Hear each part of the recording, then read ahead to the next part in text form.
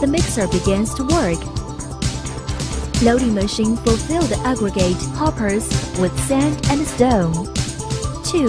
Start the sand belt conveyor to transfer the sand to the mixer to measure. The belt conveyor will stop when the sand reaches to the set point. 3. Start cement screw conveyor, water pump and additive pump to transfer the cement, water and additive to the mixer to measure. Measurement of water and additive are processed by turbine flow meter. After reach the total weight of the three, delivery stops. 4. Then, start the stone belt conveyor to transfer the stone to mixer to measure. Stone conveyor stops when it reaches the set point. 5. After the whole dosing process, mixer continues running.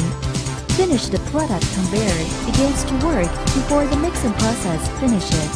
Open the discharging door. Finished products are transferred to the mixer truck through the belt conveyor. Discharging door closed after discharging. Finished product conveyor stops working.